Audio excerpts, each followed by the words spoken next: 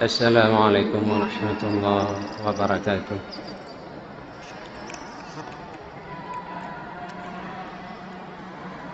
Alhamdulillahi rabbil alamin. Allahumma salli ala sayyidina Muhammadin wa ala alihi wa sahbihi ajma'in. Rabbi shrah li sadri wa yassir li amri wahlul 'uqdatam min lisani yafqahu qawli. Allahumma faqihna fid din wa 'allimna ta'wil ya Allah ya arhamar rahimin.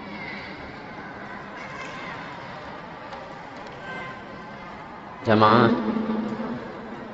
salat maghrib dan pengajian ba'da maghrib yang dirahmati Allah Subhanahu wa taala. Malam ini kita melanjutkan kembali pengajian kita menyangkut dengan 10 pertanyaan yang sama oleh pembesar Khawarij kepada Sayyidina Ali karramallahu wajhah, dan 10 jawaban yang berbeda terhadap 10 pertanyaan yang sama tersebut, di mana malam Selasa yang lalu pertanyaannya adalah yang pertama, mana lebih mulia, harta dan ilmu? Maka Sayyidina Ali menjawab, lebih afdal ilmu daripada harta. Karena kata Sayyidina Ali, ilmu adalah pusaka para nabi-nabi, dan harta itu adalah pusaka Qarun dan Syidad dan Fir'aun. Pertanyaan yang sama yang kedua juga ditanyakan oleh pembesar kaum Khawarij yang lainnya. Sayyidina Ali menjawab dengan jawaban yang berbeda, bahwa lebih baik, lebih afdal ilmu daripada harta. Karena harta itu kita yang menjaganya, sedangkan ilmu dia yang menjaga kita. Dua pertanyaan yang sama, dua jawaban yang berbeda. Kemudian datang pembesar Quraisy, pembesar Khawarij yang ketiga. Dia menanyakan persoalan yang sama juga, yakni apa lebih baik, harta dan ilmu? Maka Sayyidina Ali menjawab, ilmu itu afdal daripada harta, karena mempunyai harta itu banyak musuhnya, dan orang yang mempunyai ilmu itu banyak taulannya. Pertanyaan yang sama ditanyakan lagi kepada Sayyidina Ali oleh pembesar Khawarij yang ketiga. Dia bertanya, mana afdal, harta dan ilmu? Sayyidina Ali menjawab, lebih afdal ilmu daripada harta. Alasannya Karena orang yang memiliki harta itu banyak musuhnya, banyak orang yang tak senang terhadapnya. Tapi orang yang memiliki ilmu lebih banyak taulannya, lebih banyak kerabatnya, lebih banyak orang yang senang berteman dengannya. Berbeda dengan orang yang memiliki harta. Bahkan kita lihat di dalam kehidupan, orang yang memiliki harta itu hatinya lebih condong berteman dengan sesama yang memiliki kekayaan. Dia malas duduk dengan orang yang tidak memiliki harta. Dan banyak ucapan orang yang kaya itu sering menyakitkan hati orang-orang yang tidak memiliki kekayaan. Maka orang kaya itu lebih banyak musuhnya daripada taulannya. Kebalikannya, orang yang alim lebih banyak taulannya daripada musuhnya.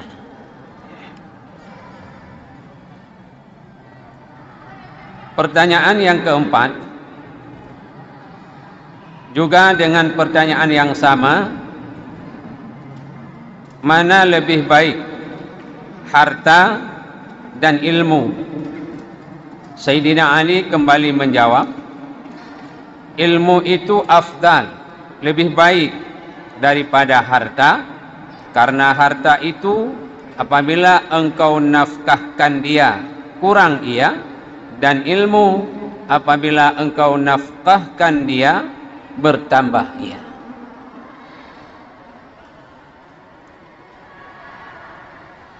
Pertanyaan yang keempat sama dengan pertanyaan yang pertama dan yang ketiga.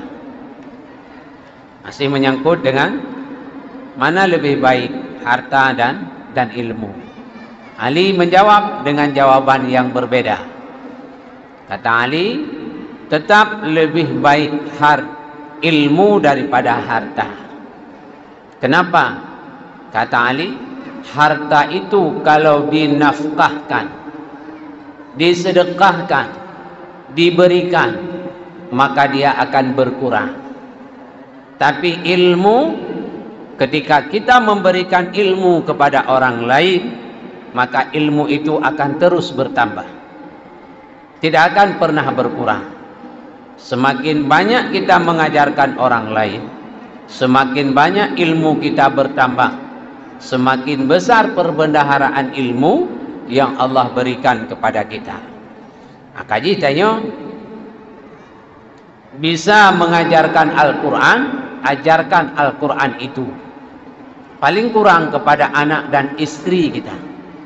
Ajarkan, jangan sembunyikan ilmu. Paling kurang, penuh. Oh, kita bisa mengajarkan kitab Masailal Muhtadi. Ajarkan kitab itu kepada anak-anak kita. Kadang ada teman yang datang meminta kita untuk mengajarkan cara dia membaca Al-Fatihah yang benar. Maka ajarkan dia kalau kita mampu. Ini baik som-som. Ajarkan supaya ilmu kita itu bertambah. Jadi semakin banyak kita mengajarkan orang, mungkin dulu kefasihan kita membaca Al-Fatihah hanya 80%, tapi dengan sering lidah ini mengajarkan orang lain, maka kefasihan membaca kita bisa meningkat menjadi 90 atau menjadi 95%. Semakin hari ilmu kita semakin bertambah. Pertanyaan yang kelima juga pertanyaan yang sama seperti pertanyaan yang keempat. Mana lebih baik, harta dan ilmu? Sayyidina Ali menjawab, lebih baik ilmu daripada harta. Karena mempunyai harta itu diseru dengan nama bakhil dan cela, dan mempunyai ilmu diseru dengan nama kebesaran dan kemuliaan. Alasan Sayyidina Ali pada pertanyaan yang kelima, dia mengatakan lebih baik ilmu daripada harta, karena yang mempunyai harta itu dia selalu dipanggil dengan nama yang tidak baik, dengan nama kikir, dengan nama yang dicela, dengan nama tidak mulia, dengan nama yang hina, dengan nama yang hina. Contoh, hari ini bisa kita lihat sekian banyak orang kaya di kota Luk Semawe. Kota Luk Semawe, mungkin kalau ada yang membayar zakat itu cuman 0, sekian persen. Kalau ada tapi tidak banyak, 0, sekian persen. Tapi berapa banyak orang yang kaya tidak membayar zakat, dan berapa banyak orang yang kaya dia masih bisa enak tidur, sementara anak yatim, orang miskin yang berada di sekitar rumahnya tidak enak tidur karena perut mereka lapar, karena mereka kedinginan. Rumah mereka beratapkan rumbia yang sudah bocor, sudah bolong. Orang kaya masih bisa tidur. Nah, orang kaya yang demikian Allah akan mencelanya. Allah akan mengatakan dia adalah orang kaya yang bakhil, orang kaya yang kikir. Sementara orang yang memiliki ilmu, kata Sayyidina Ali, mereka itu selalu diseru, dipanggil oleh Allah dengan nama kebesaran dan dengan kemuliaan. Allah memanggil mereka selalu dengan yang baik. Pertanyaan yang keenam, pertanyaan juga yang sama, dijawab oleh Sayyidina Ali, ilmu itu terlebih baik daripada harta. Kenapa? Karena harta hendak dipeliharakan dia daripada pencuri, dan ilmu tiada dipeliharakan daripada pencuri. Harta mesti kita pelihara dia dari pencuri.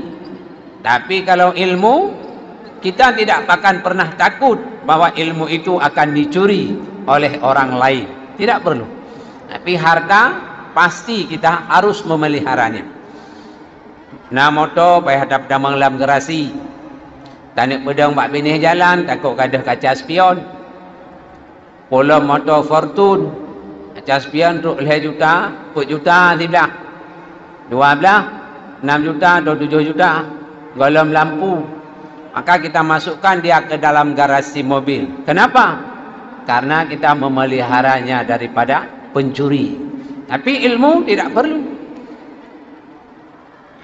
Ilmu itu tidak perlu, karena ilmu tidak akan pernah bisa dicuri. Sebab ilmu tidak bisa dipegang, tidak bisa dilihat, dia hanya bisa didengar. Ya.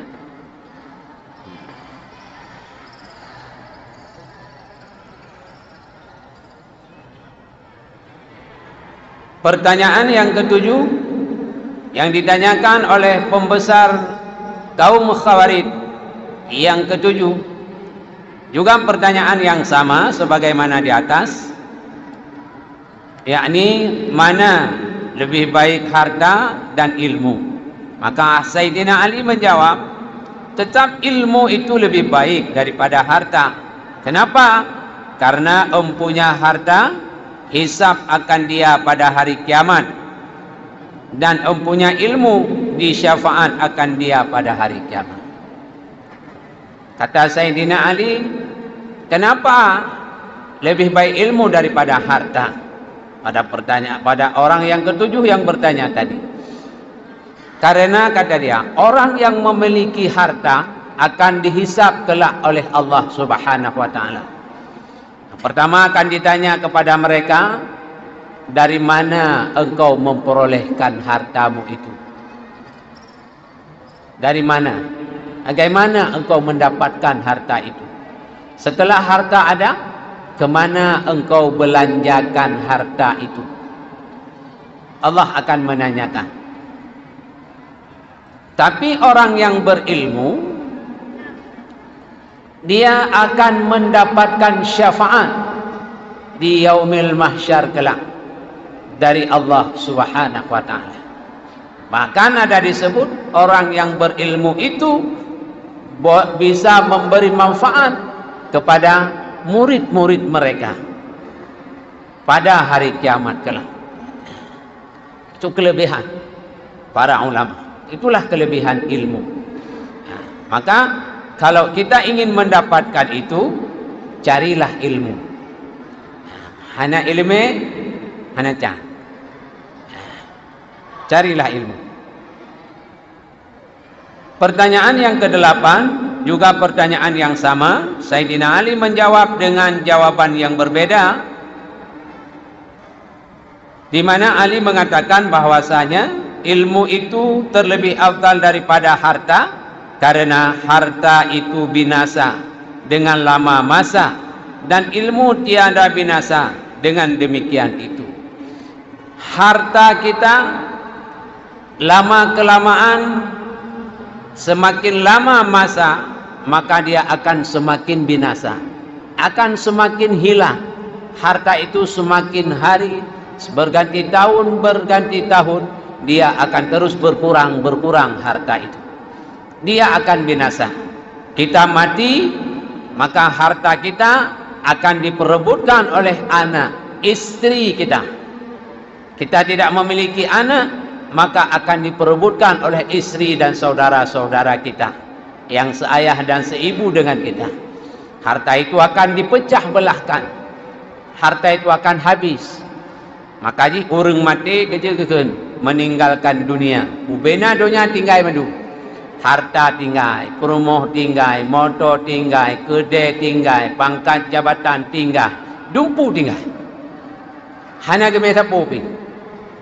Yang tinggal dunia mandu milik orang yang nantang naik dunia, milik anak, milik rumah, semua dibagi-bagikan. Kalaulah mereka teringat kepada kita, maka mereka akan mewakafkan harta itu, akan menginfakkan harta itu. Tapi kalau mereka dilalaikan dengan harta, maka kita akan mendapatkan kerugian. Ya, tak pesapat harta urung malam. Ya, ladum kerja hana private, bengah maghrib piu sian, le maghrib damang kerja lo, wo singa harap subuh. Demikian selalu terus bekerja. Dia kumpulkan duitnya itu, tapi dia tidak pernah bersedekah, tidak pernah berinfak, tidak pernah mewakafkan, tidak pernah membantu anak yatim dan fakir miskin, tidak pernah membantu tempat-tempat ibadah, tempat-tempat menimba ilmu-ilmu Allah. Ketika mati dia akan menyesal.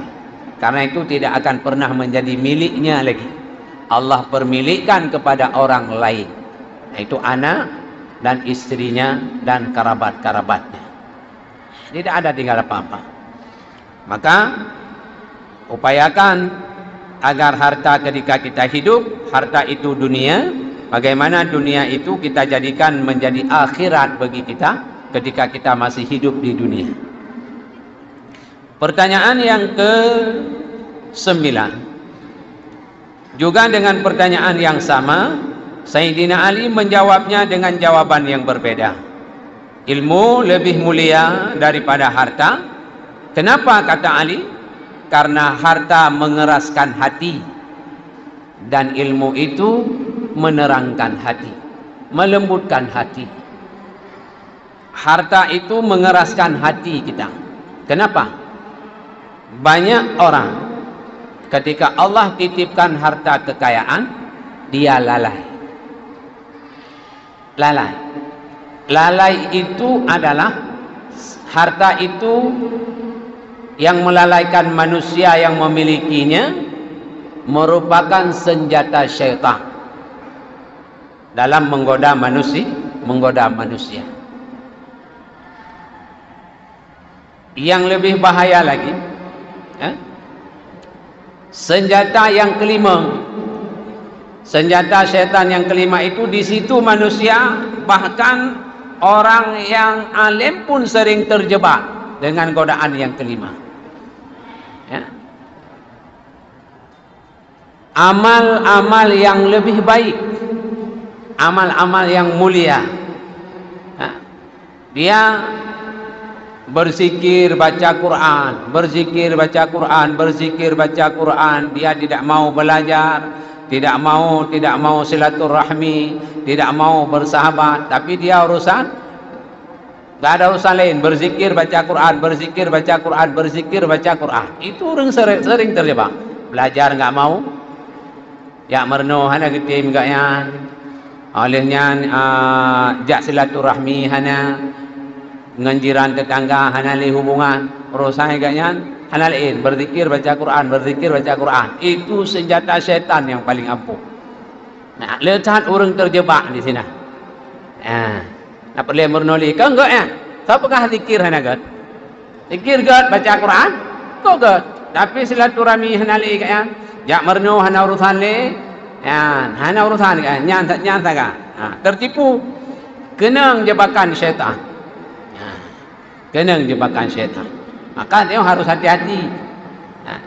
Kadang-kadang yang kita sangka itu lebih baik, ternyata pada Allah tidak baik. Kenapa? Karena itu senjata syaitan.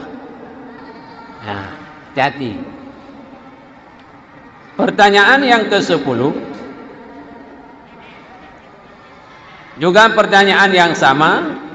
Sayyidina Ali menjawab dengan jawaban yang berbeda. Lebih baik ilmu daripada harta, kata Ali. Karena empunya harta mendakwakan ketuhanan sebab hartanya, dan empunya ilmu mendakwakan kehinaan. Yang memiliki harta itu mendakwakan tentang ketuhanan dengan sebab harta yang dimilikinya.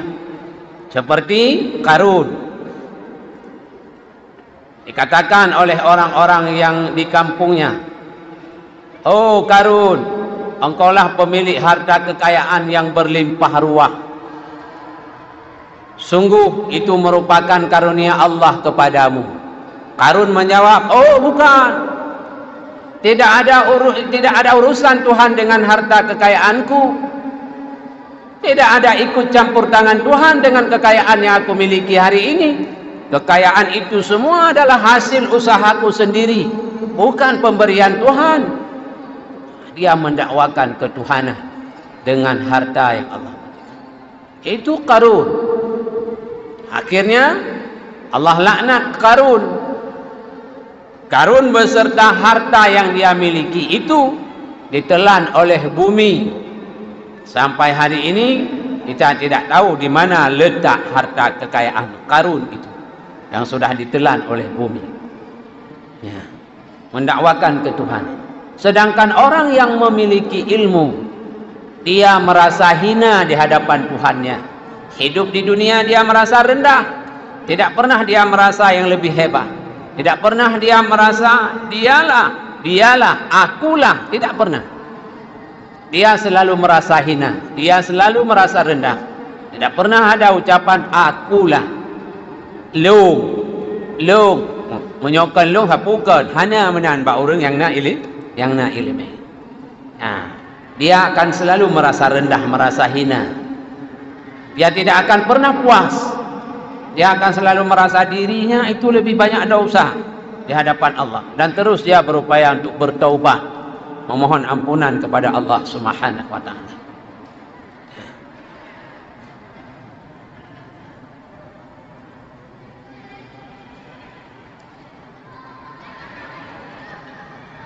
Kata Sayyidina Ali, jikalau bertanya mereka itu akan daku pada masalah ini, niscaya aku jawab dengan jawaban yang berlain-lainan selama hidupku, maka datang mereka itu masuk Islam sekaliannya.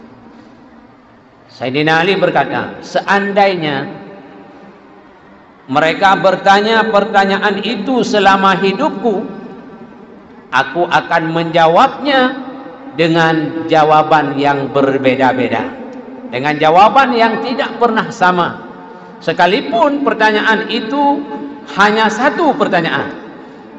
mana lebih baik harta dan ilmu? Hanya itu pertanyaan. Seandainya 1000 orang yang bertanya, kata Sayyidina Ali, dengan persoalan itu, maka saya akan menjawab dengan 1000 jawaban yang berbeda. Demikian hebatnya Ali. Maka Rasulullah mengatakan Ali itu adalah pintunya ilmu. Aku perbendaharaannya, Ali adalah pintunya. Selama hidup, ataupun kata Sayyidina Ali, selama hidup saya, masa nak umur Sayyidina Ali 40 tahun. Semenjak dia dewasa, ada orang yang bertanya selama 30 tahun tentang pertanyaan yang satu ini, tidak ada pertanyaan lain, maka dia akan menjawab dengan 30 tahun. Jawab 30 tahun yang jawabannya tidak pernah sama. Nyamban malim Sayyidina Ali. Saboh pertanyaan, 10 macam jawaban. Tengok kadang-kadang saboh pertanyaan mekarat dah jawab. Dengan jawaban yang sama mekarat. Ya Sayyidina Ali maka wajar dia dilakapkan oleh Rasulullah sebagai pintunya ilmu. Wa qala sallallahu alaihi wasallam, manin taqala yata'allama ilman ghufira lahu qabla ay yakhtu. Dan sabda Nabi sallallahu alaihi wasallam, barang siapa berpindah karena belajar ilmu, yakni ilmu syar'i, ilmu agama, diampuni baginya dahulu daripada bahwa melangkah ia daripada tempatnya, yakni jika menghendaki dengan belajar itu bagi wajhullah, karena Allah Subhanahu wa taala. Orang yang ingin pindah ke tempat yang lain, dia pindah itu karena ingin belajar. Dia mau belajar ilmu agama, ilmu fiqh, ilmu tauhid, ilmu fiqh, ilmu tasawuf. Dia pindah. Dan dia pergi belajar itu karena Allah Subhanahu wa taala. Maka kata Rasulullah sallallahu alaihi wasallam, sebelum dia mengangkatkan kakinya, sebelum dia melangkah, Allah Subhanahu wa taala sudah mengampuni dosanya. Sudah mengampuni dosa. Kalau kita pergi keluar dari daerah kita, pergi untuk mencari ilmu. Cari ilmu karena Allah, sebelum kaki kita melangkah, dosa telah diampuni oleh Allah Subhanahu wa taala. Wa qala sallallahu alaihi wasallam, akramul ulama fa innahum indallah qurama'u makrumun. Sabda Nabi sallallahu alaihi wasallam, mulia olehmu akan ulama, maka bahwasanya mereka itu pada Allah kemuliaan, lagi dimuliakan mereka itu pada malaikat dan lainnya malaikat. Rasulullah memerintahkan kepada kita agar kita memuliakan ulama, karena orang itu di sisi Allah mulia, dan Allah juga memuliakan mereka di hadapan para malaikat-malaikatnya Allah dan yang selain daripada malaikat. Dan pernah ketika Allah mengatakan,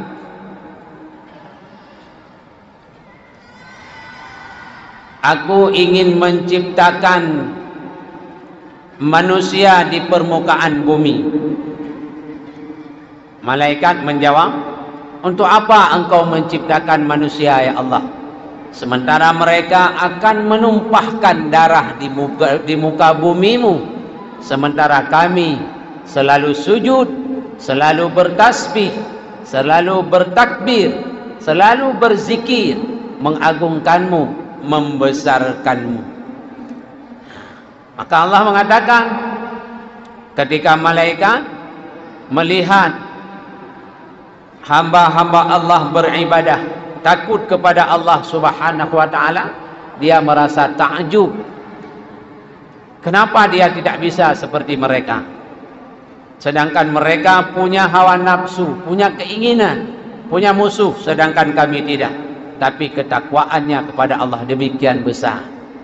Maka Allah mengatakan, dulu engkau katakan, untuk apa aku ciptakan manusia yang ada menumpahkan darah?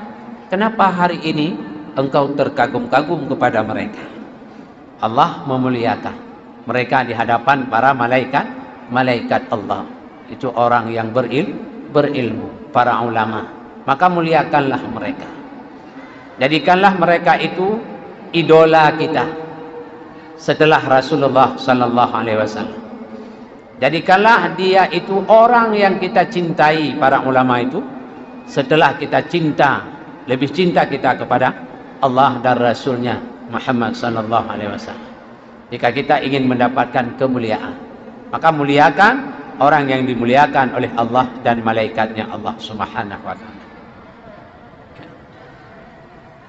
Dan riwayat daripada Abi Hurairah radhiyallahu an, berkata ia, aku dengar Rasulullah sallallahu alaihi wasallam bersabda.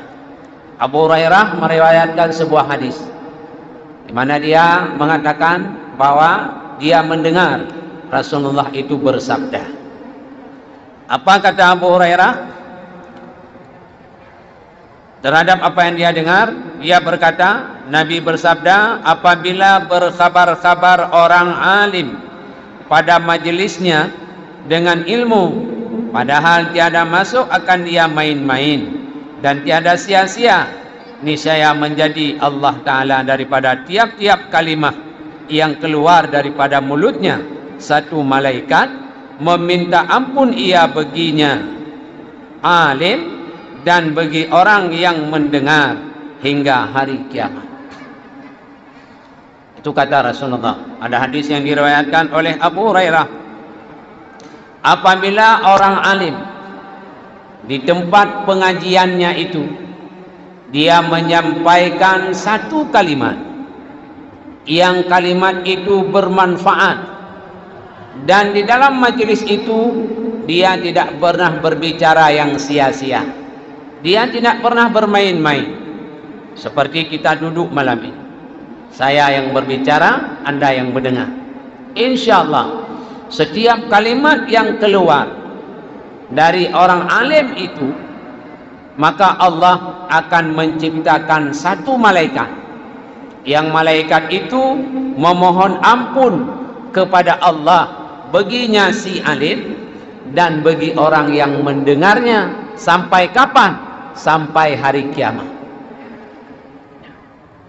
Jika tidak bermain-main, Padit krek bunuh yang kalung baca dari 10 pertanyaan ditambah hadis, jumlahkan itu, maka apa yang saya baca ini Allah akan ciptakan menjadi malaikatnya, yang malaikat itu memohon ampun kepada saya dan juga memohon ampun kepada bapak-bapak jamaah sekalian sampai hari kiamat tiba.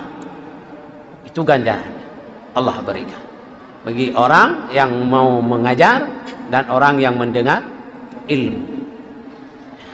Tidak mudah, dan itu tidak kita dapatkan di luar majelis ini. Apa yang Rasulullah katakan tidak akan kita dapatkan di luar majelis ilmu. Tidak pernah kita dapatkan. Apakah majelis ilmu di sini? Apakah majelis ilmu di tempat lain? Atas nama majelis ilmu syar'i, ilmu agama, maka pahala tadi tidak akan kita dapatkan di luar daripada majelis-majelis ilmu agama Allah Subhanahu wa taala. Pak mentang ada macam hina ni apa? Kadang malas singgah nyebut bab melasah lain, bab masjid lain. Anda mendengar, maka anda akan didoakan lagi oleh malaikat yang diciptakan. Berapa kalimat yang dikeluarkan oleh orang yang mengajarkan anda. Itu. Tidak mudah kita mendapatkan itu. Kuncinya adalah belajar. Duk bab majlis ilmu. Dengar bija. Aku detruk kenan dengar, bab dengar ini. Kok jina lang kawannya. Kain alang kawannya kabere. Ya kan? Pada tablet mata alang kedai kopi, yang nak dong? Tak usah. Tablet mata mak kedai kopi kan? Wujud hanjut, idam hanjut, bakar hanjut, yang nak dong? Tak usah. Tidak ada tidak mau belajar. Tapi kalau dia mau belajar, walaupun dia duduk di warung kopi, tidak dihitung dosa karena dia mau belajar di dalam belajar, nggak masalah. Jadi yang hanya dosa duduk bagi dia kopi. Yang kepersih lagi orang, dia pernah meninggalkan salat. Dulu dia tidak pernah salat. Ketika dia sudah sadar, dia salat, tapi dia belum mengqadha salat itu. Ada waktu luang yang waktu itu tidak dia manfaatkan untuk mencari nafkah kepada keluarganya, tapi waktu itu dimanfaatkan untuk duduk di warung kopi. Dia tidak mau mengqadha salat, maka duduknya itu dihukum haram, dihukum dosa. Kaji pubut yang ketinggalan. Tidak boleh memanfaatkan waktu pada yang sia-sia jika ada kewajiban yang tinggal.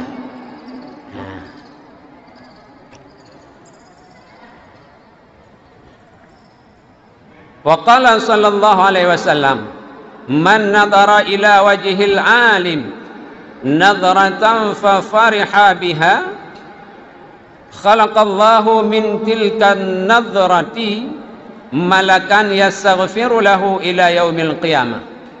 Pada hadis yang lain Nabi bersabda, barang siapa menilik kepada muka orang alim satu tilik, maka suka ia dengan tilik itu, niscaya menjadi Allah Ta'ala daripada demikian tilik itu akan malaikat meminta ampun ia baginya hingga hari kiamat.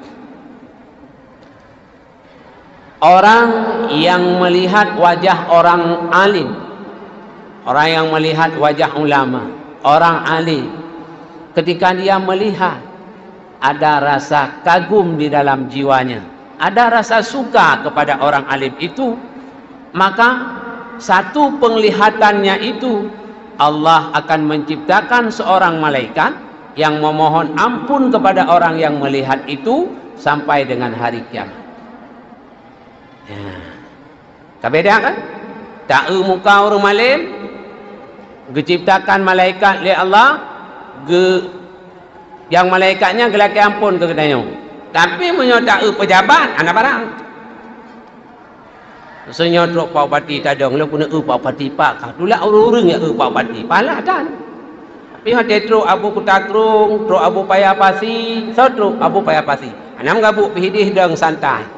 Hanam sudah merubah dia dula urung tanu ya pak payapasi kiban muka gahana.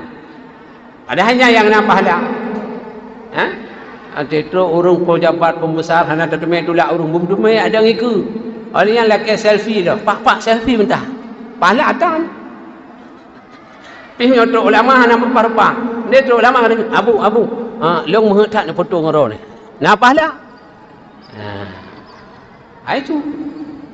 Kalau pegang, Nabi Rasulullah yang mengatakan ini, bukan saya. Jadi jelas di dalam hadis. Tak kalian mentang wajah ulama, gepegat oleh Allah malaikat. Yang diulaki ampun ke kedanya sampai kiamat dunia. Mudah tu tak laki ampun, kadang nak, kadang tak. Kan? Yang kalau nanti gitu, kita melaki Allah ampun dosa. Kalau nanti gitu, mana malaikat laki ampun. Urang malam tu urang kiamat. Malaikat laki, nak istilah ketulak oleh Allah. Ana. Malaikat minta ya Allah, nepampun ya Allah dosa orang yang duduk bak majlis yang na di Islamic Center malamnya ya Allah.